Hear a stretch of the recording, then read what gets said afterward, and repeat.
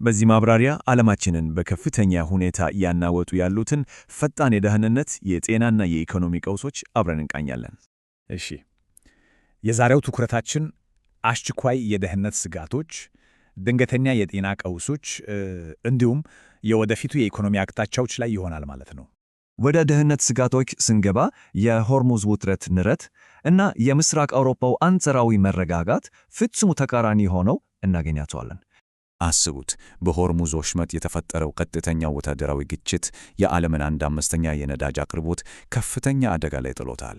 ይህ የፖለቲካ መከፋፈል ደግሞ የኦማን እና የኳታርን አስቸኳይ የዲፕሎማሲያዊ ሽምግልና ጥረቶችን እጅግ በጣም ፈታኝ አድርጎታል። በአንጻሩ በሩሲያ እና ዩክሬን መካከል የተደረገው ድንገተኛ የ3 ቀናት ተኩስ አቁም የሺህ እስረኞችን ልውውጥ አስችሏል።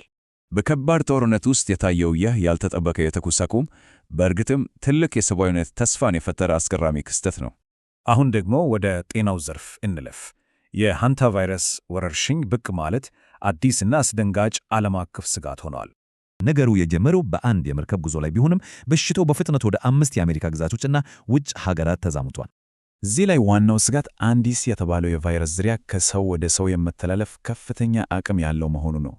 ይህን ፈጣን ስጋት ለመቆጣጠርም በድንበሮች ላይ እጅግ ጥብቅ ለሆነ ፍተሻ እና ከፍተኛ የባዮሴኪሪቲ እርምጃዎች እየተወሰዱ ይገኛሉ። በመቀጠል ወደ ኢኮኖሚው እንጣ። አንድ በርሜል ድፍድፍ ነዳጅ $126 መድረሱ በእውነት በጣም አስደንጋጭ ነው። እናም ይህ የደህንነት ቀውስ የትራንስፖርት ዋጋን በማናር የዋጋ ግሽበትን በማባባስ የሁላችንንም ኪስ በቀጥታ እየጎዳው ነው። ቢሆንም ግን ተስፋ አለ። በዚህ የገበያ መናወጥ መሃል በኤአይ ወይም በሰው ሰራሽ አስተውሎት በሚታገዘው ግብርና ላይ ኢንቨስትመንት አሻቁባሉ። ይህ አውቶሜሽን በተለይ የሰው ኃይል እጥረትን በመፍታት የዓለምን የምግብ ዋስትና ለማረጋገጥ ወሳኝና ብቸኛ መፍትሄ እየሆነ መጥቷል።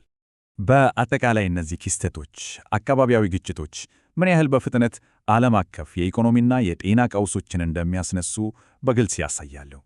እንግዲህ ቀውሶች እንዲህ በተደራረቡበት ዘመን አንድ ጥያቄ ይነሳል። ዓለም አቀፉ ማህበረሰብ ለቀጣዩ ድንገተኛ አደጋ በእርግጥ ተዘጋጅቷል?